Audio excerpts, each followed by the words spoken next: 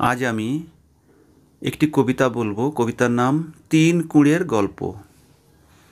রাজার সভায় এলো অচেনা সে লোক, বলল সে, মহারাজ আপনি পালক।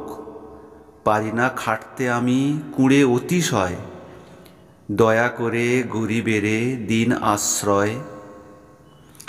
মহান রাজার কথা সারা দেশে জানা, আশ্রয় দেন তারে, দেন খানা পিনা।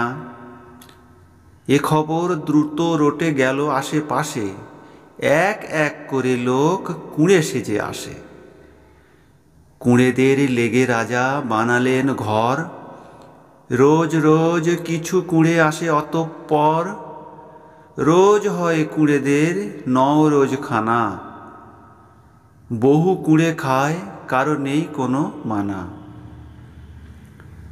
বিরাট সে ঘরে আর মানুষ না ধরে, পরখ করেন রাজা এক এক করে।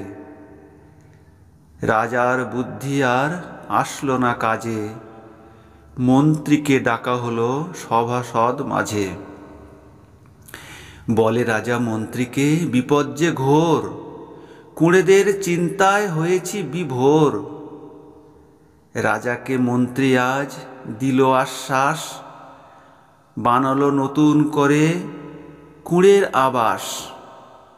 বাঁশ আর খড় দিয়ে ছাওয়া হলো ঘর, তার মাঝে বসে গেল কুঁড়ের আসর। সে ঘরের এক পাশে লাগিয়ে আগুন, মন্ত্রী বলল সবে এবার ভাগুন। এক এক করে সব দিল দৌড় জোরে, তিনজন রয়ে গেল বিরাট সে ঘরে।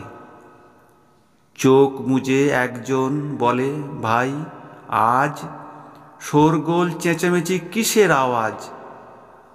অপর ব্যক্তি বলে, চোখটি না খুলে দেখ তোরা কি হয়েছে, নয়নটি তুলে। তৃতীয় ব্যক্তি বলে, বক বক করে লাভ কিছু পাস তোরা, চুপ থাক ওরে। উদ্ধার করা হলো এই তিনজনে, রাজা হলো খুশি আজ আপনার মনে। পালালো নকল কুঁড়ে ছিল যতজন, তিন কুঁড়ে আছে পড়ে আসল এখন। ধন্যবাদ।